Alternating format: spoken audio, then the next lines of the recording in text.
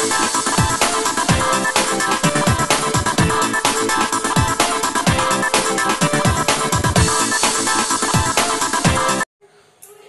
विद्यार्थियों, मैं दुर्गेश मिश्र आज इस तकनीकी शिक्षण कक्ष में उपस्थित हुआ हूं। आज मैं सोचा कि सामान्य हिंदी के अंतर्गत यूपी बोर्ड की परीक्षा के द्वारा जो 10 नंबर के हिंदी पद्य एवं गद्य साहित्य के इतिहास से प्रश्न पूछे जाते हैं, उस पर भी चर्चा कर लेनी चाहिए। आज हम हिंदी पद्य के इतिहास पर चर्चा करेंगे। आइए सीखते हैं हिंदी पद्य साहित्य के इतिहास को। हिंदी पद्य साहित्य का इतिहास। हिंदी पद्य साहित्य के इतिहास को निम्नलिखित भागों में विभाजित किया गया। नंबर 1, इसके पहले हम ये जान लें कि हिंदी पद्य साहित्य का इतिहास, इतिहास किसे कहते हैं? इतिहास किसे कहते हैं? तो यदि हम देखें इतिहास, तो इतिहास शब्द भी 2 शब्दों से मिल करके बना, इति और हास। इत जिसका हास समापन हो गया, ऐसा वृत्तांत जो समाप्त हो चुके हैं, इतना समाप्त ह्रास हो गया है, समाप्त हो गए हैं, उसे हम शाब्दिक अर्थ में कह सकते हैं इतिहास। ऐसे तथ्य जो हमारे बीच में अब नहीं रहे, हमारे समक्ष नहीं है, जो हमारे पहले व्यतीत हो चुके हैं, उनको अपने संज्ञान में लेना, उनके विषय में जानकारी प्राप्त करना इतिहास क्या कहलाता है? इतिहास। तो इसके अंतर्गत हिंदी पद्य साहित्य के इतिहास पर चर्चा होगी। ये मुख्यतः निम्नलिखित प्रकारों में बटा है। नंबर 1,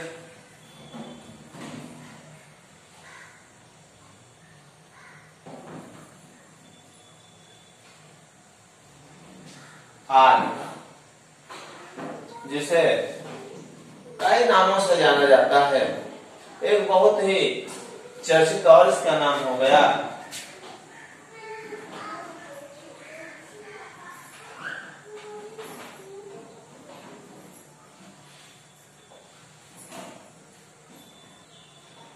वीर गाथा काल। ये कहने वाले थे आचार्य रामचंद्र शुक्ल।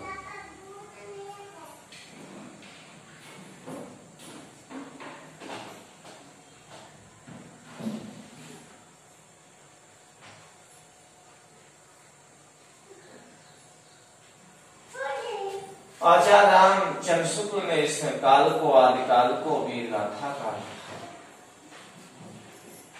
आदिकाल में कहने वाले हैं। इस पर भी हम विस्तृत चर्चा करेंगे। इसके पहले नंबर 1, आदिकाल, जिसका समय से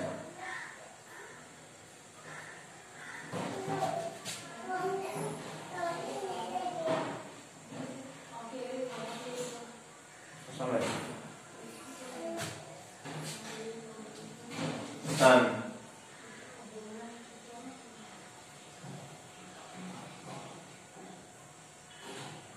743 से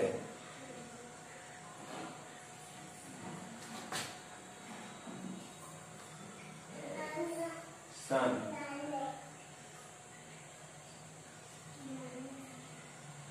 1343 ईस्वी का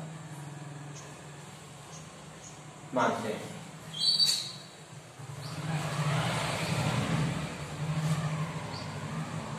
नंबर 2,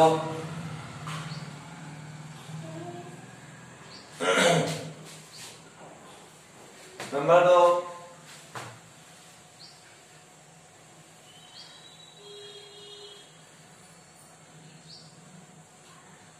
भक्तकाल। इसका समय इसे भी 2 भागों में विभाजित किया जाता है, कुछ उत्तर भक्तकाल, कुछ मध्य भक्तकाल। इससे कोई मतलब विशेष नहीं है, इसका नाम भक्तकाल। इसका सन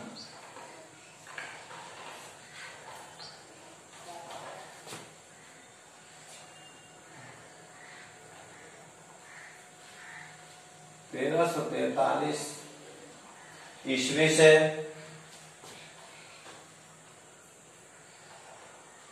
सन 1643 ईस्वी का माना जाता है। नंबर 3,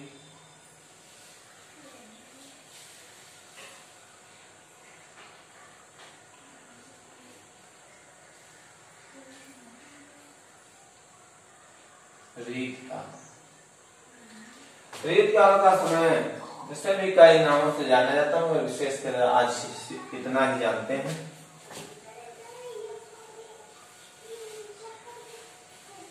सन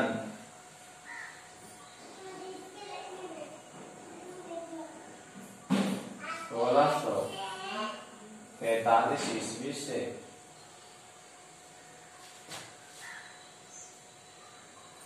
सन 1843 ईस्वी तक माना जाता है। इसके बाद नंबर 4,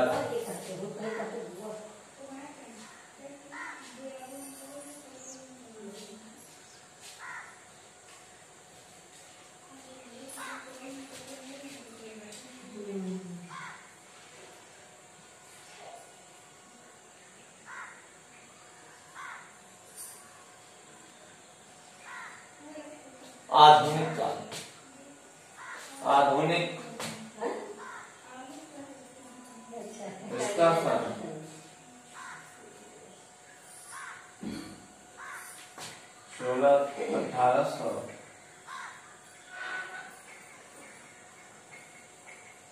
1843 ईस्वी से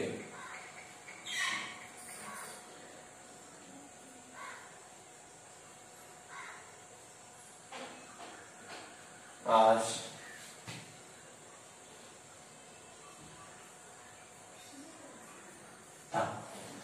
माना जाता है। इस प्रकार से हिंदी साहित्य के पद्य के इतिहास को मुख्यतः 4 भागों में विभाजित। आज हम चर्चा करेंगे आदिकाल के विषय में। आदिकाल किसे कहते हैं, किन किन नामों से जाने जाता है, और उनका नामकरण करने वाले कौन कौन से इतिहासकार या विद्वान हैं जो अनेक नामों से इसका नामकरण करते हैं, कौन कौन सी प्रमुख रचनाएं उस समय भी, और उन रचनाओं में या उस काल में हिंदी पद्य साहित्य की क्या विशेषताएं रही, इस पर हम आज चर्चा करेंगे। नंबर 1,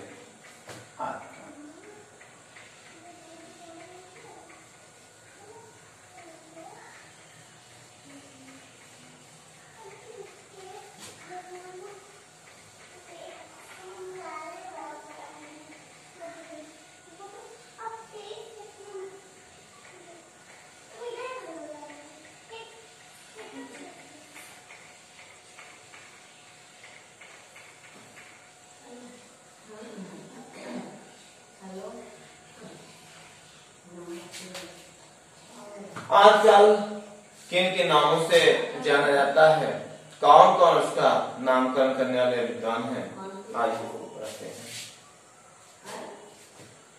क्योंकि यूपी बोर्ड के द्वारा जो 5 नंबर का हिंदी पद्य साहित्य का इतिहास पूछा जाता है, उसमें विशेषकर एक प्रश्न इसमें से पूछा जाता है कि वीर गाथा काल नामकरण किसने किया, या आदि काल किसने कहा, या चारण काल किसने कहा, या इसे बीज वपन काल किसको कहा। यहाँ तक कि कई प्रतियोगी परीक्षाओं में भी पूछा जा रहा है। आइए देखते हैं। इसलिए विद्यार्थियों को कंठस्थ हो जाए, इसे ना भूले, हमेशा याद रहे, इसके लिए इससे सहज भाव करने के लिए एक दोहा की रचना किया। विशेष प्रस्तुत है ये विशेष हो गए जिन्होंने हिंदी आदि काल के काल को अनेक नामों से चर्चित किया, या आदि काल वीर गाथा काल का नामकरण अपने अपने बुद्धि विवेक पर इसका किया। जैसे राम हजारी विश्व का संधि चरण आवीर, शीतभंश बीजावपन राहुल धर महावीर। विशेषकर राम कुमार, अब यहाँ से सीधे समझ सकते हैं। नंबर 1 राम कुमार, नंबर 1 संधि, नंबर 2 चारण। इसलिए राम कुमार के द्वारा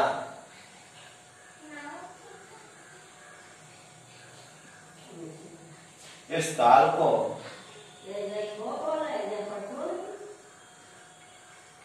संधि काल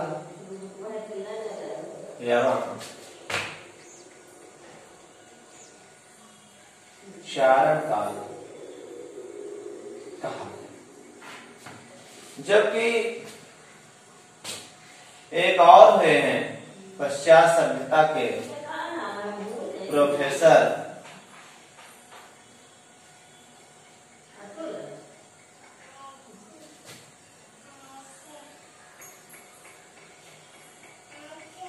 गियर्सन ने,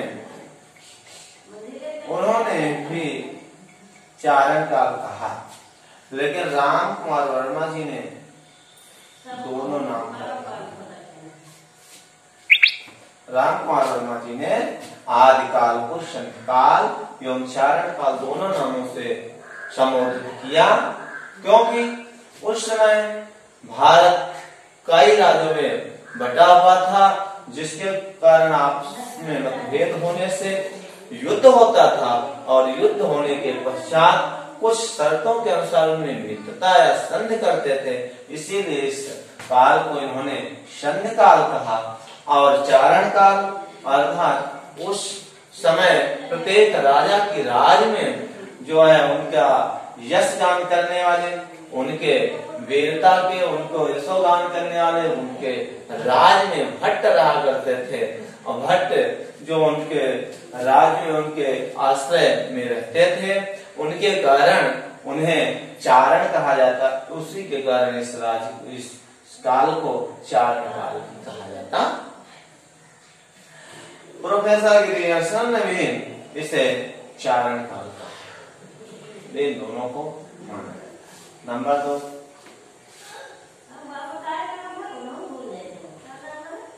हजारी प्रसाद। कौन हुआ?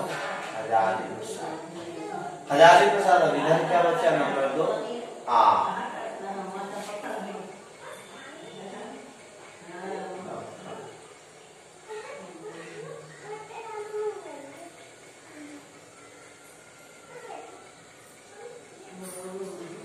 हजारी प्रसाद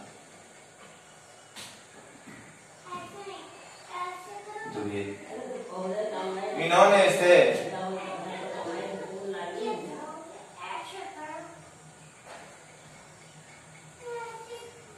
आदि काल नामकरण करने वाले डॉक्टर हजारी प्रसाद द्विवेदी जी, इन्होंने कहा अभी शुरुआती दौर है, हिंदी साहित्य के पद्य की रचनाएं शुरू हुई है, इस कारण से हम आदिकाल यदि कहें तो कोई अतिशयोक्ति नहीं हो। यहीं से हिंदी काव्य की रचनाओं का इतिहास के विषय में जानकारी प्राप्त होती है, इसलिए इन्होंने इसका नामकरण आदिकाल। नंबर 3, विश्वनाथ, विश्व से विश्वनाथ, विश्वनाथ जी ने इसे वीर काल, क्या कहा? वीर काल। क्या कहा इन्होंने? वीर काल कहा। किसने कहा? विश्वनाथ जी ने कहा। विशेष इतिहासकार विश्वनाथ जी ने हिंदी आदिकाल को वीर काल कहा, क्योंकि उस समय भारत में अनेक राजाओं की राज के चलते हुए उनकी आपसी मतभेद के द्वारा हमेशा युद्ध हुआ करता था।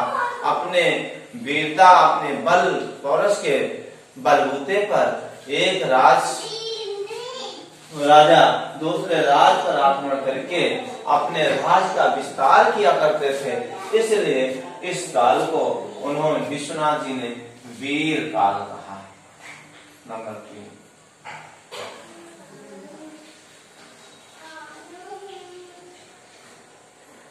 विश्वनाथ, इन्होंने इसे वीर काल। नंबर 3, शीघ्र भ्रंश बीजावपन राहुल धर महावीर।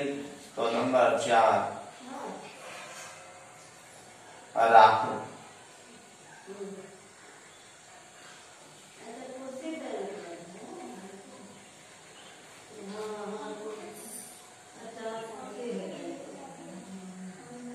राहुल शतप्रत्यायन, इन्होंने इसे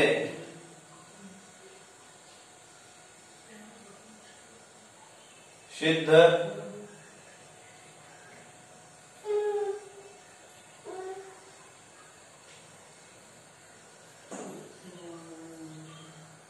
राहुल साहेब शतप्रत्यायन के द्वारा इसे सिद्ध है सामंत काल भी कहा गया। नंबर 5,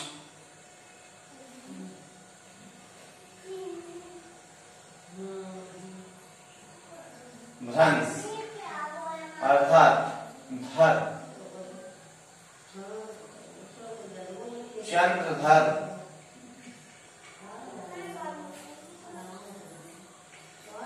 शर्मा,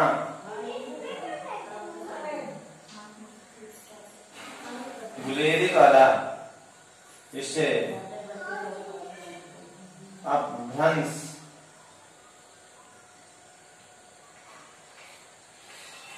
काल कहा गया, क्योंकि उस समय जो काव्य रचना हुई उसमें अपभ्रंश माने कई भाषाओं का जैसा भी टूटा फूटा प्रयोग होता था, इसके कारण चंद्रदास शर्मा गुलेरी ने इसे अपभ्रंश काल कहा, क्योंकि उस समय कोई तारतम्यता की भाषा का प्रयोग नहीं होता था।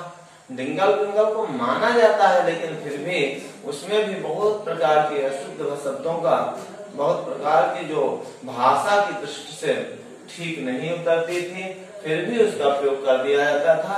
इसलिए ऐसी कविताएं मिलने से, ऐसा साहित्य मिलने से चंद्रधर शर्मा गुलेरी जी ने इसे अपभ्रंश कहा। नंबर 6,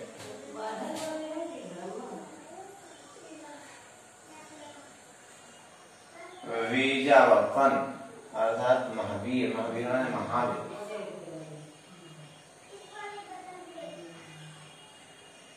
आचार्य, महावीर प्रसाद द्विवेदी जी,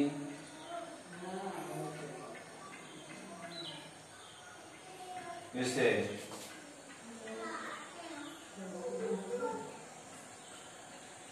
बीजवपन काल। इस प्रकार से आदिकाल के मुख्य नाम 6 हो जाते हैं। एक तो अपने आप में विशेष है ही है, जो आचार्य रामचंद्र शुक्ल द्वारा रखा गया है, नामकरण किया गया है। तो इस दोहा का कंठस्थ करने से विद्यार्थी विशेष लाभ प्राप्त कर सकते हैं। राम हजारी विश्व का संधि चरण आवीर, शीत भंस बीजावपन राहुल धर्मावीर। इस प्रकार से याद हो जाने पर इसमें 6 नामों का जो है अच्छे से हम प्रयोग कर सकते हैं।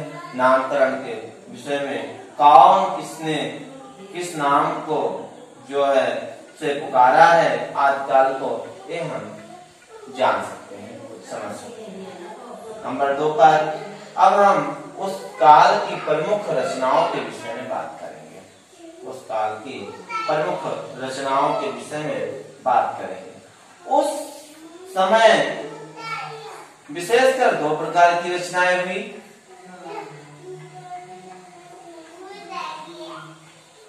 नंबर 1 प्रबंधात्मक शैली में या प्रबंध काव्य के रूप में जो महाकाव्य हुए, जिसमें किसी विशेष एक का जीवन चरित्र, उसके जीवन के विषय में संपूर्ण जानकारियों का उल्लेख मिलता था, वो प्रबंध काव्य कहलाए। और इसके अतिरिक्त जिनके युद्धों का वर्णन किया गया, जिनके यश का वर्णन किया गया, उन्हें केवल वीर गीत के नाम से जाना। इस प्रकार आदिकाल में प्रमुख रूप से 2 प्रकार की रचनाएं हुई। आइए उन 2 प्रकार की रचनाओं में भी विशेष रचनाएं आपके सम्मुख प्रस्तुत करता हूं। कौन कौन सी हैं?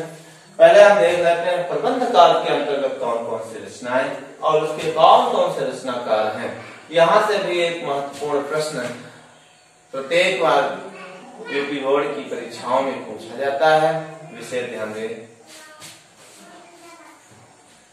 नंबर 1 प्रबंध काल।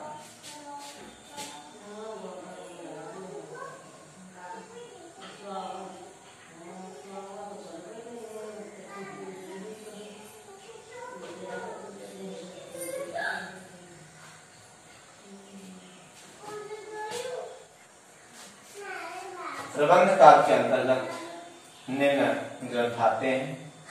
विजय हमीर पृथ्वी खुमा, नल धर दाई दाल। नंबर 2 बताए थे, जिसे हम वीर गीत से जानते हैं।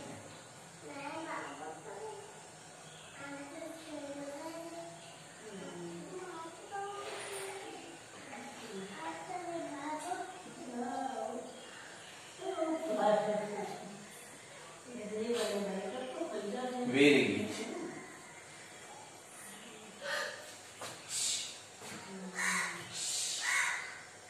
ये विजय हमीर पृथ्वी कुमा, नल धर दाई दाल। जय चंद्र विशल क्रमा, मधु के नरपति जाल। अर्थात इसमें 3 1 2 3 4 प्रबंध काव्य और उनके रचनाकारों का उल्लेख है, और दूसरे में भी 4 वीर गीत और उनके रचनाकारों का उल्लेख किया गया है। एक ही दोहे के माध्यम से हम 8 रचनाएं और 8 रचनाकारों के विषय में जान सकते हैं, कंठस्थ कर सकते हैं और समय आने पर हम इसे लिख सकते हैं। विजय हमीर पृथ्वी खुमा, नल धर दाई ताल। जय चंद्र विशल क्रमा, मधु के नरपत जाल। देखते हैं। विजय पाल रासो लिखने वाले रहे नल सिंह। हमीर रासो लिखने वाले थे सारंगधर। पृथ्वी राज रासो लिखने वाले थे चंद्रवरदाई। खुमान रासो या खुमान रासो लिखने वाले थे दलपत विजय। दलपत विजय। नंबर 2, जय मयंक जिस चंद्रिका, लिखने वाले थे मधुकर भट्ट। नंबर 2, जय चंद्र प्रकाश, लिखने वाले थे केदार भट्ट। नंबर 3, बीसल देवरासो, लिखने वाले थे नरपत नाल।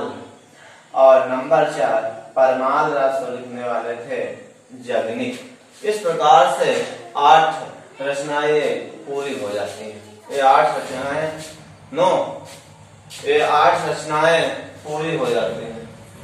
फिर सही करो। इस प्रकार से इसको लिख भी सकते हैं। नंबर 1,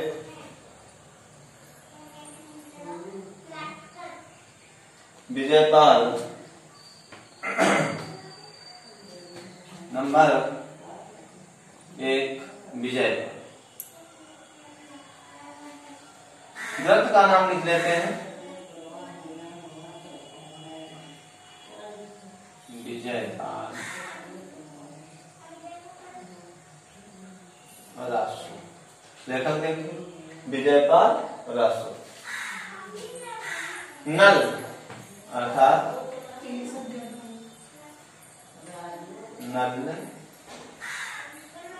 सिंह। नंबर 2, हमीर रासो।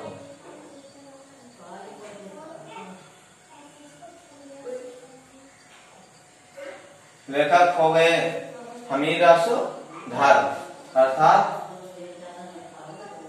साफ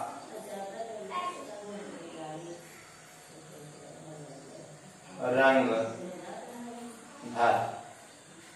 नंबर 3, पृथ्वीराज रासो, लेखक है दाई।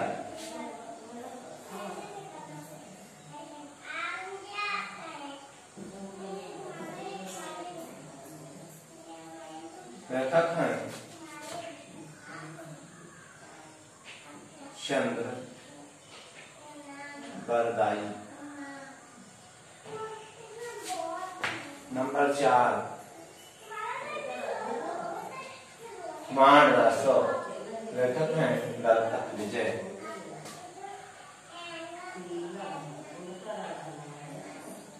खुमान को कहीं कहीं पर खुमाण भी लिखा रहता है, क्योंकि इतिहास संस्कृत के व्याकरण में ना को अड़ा हो जाता है।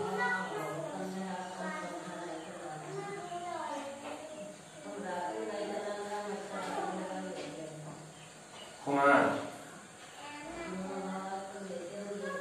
राशि और इसके हैं लेखक दल प्रति विजय। इस प्रकार से प्रबंध का विचार पूरे हुए। विजयपाल रासो नंद सिंह, हमीर रासो सारंगधार, पृथ्वीराज रासो चंद्रबरदाई, खुमाण या खुमाण रासो दलपत विजय। 4, वीर गीत। नंबर 1,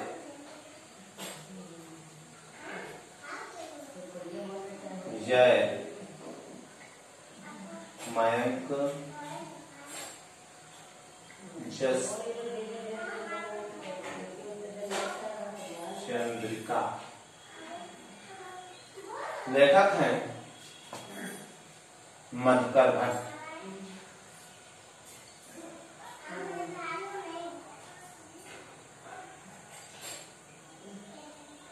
मधुकर भट्ट।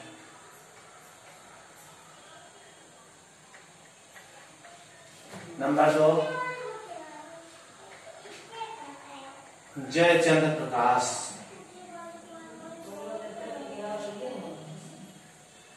जय मयंक जस चंद्रिका दूसरा है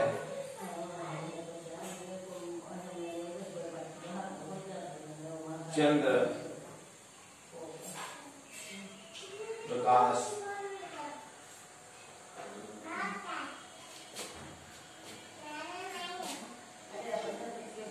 और इसके लेखक हैं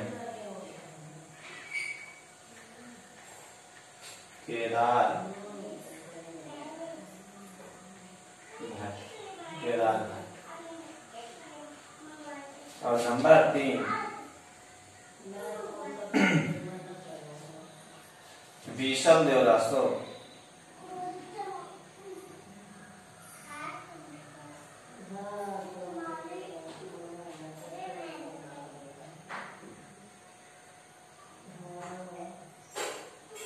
विषम देवरासो और इसके लेखक हैं नरहत नाग।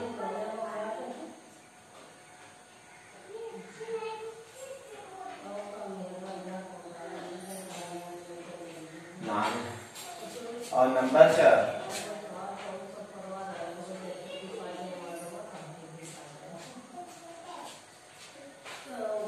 फरमान राशो। इसके रचनाकार हैं जगनीक।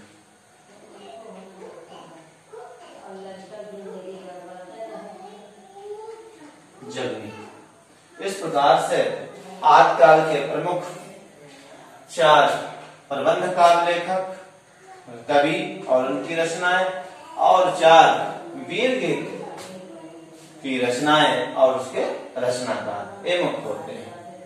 इसी के साथ में इसकी विशेषताएं आपके बीच में।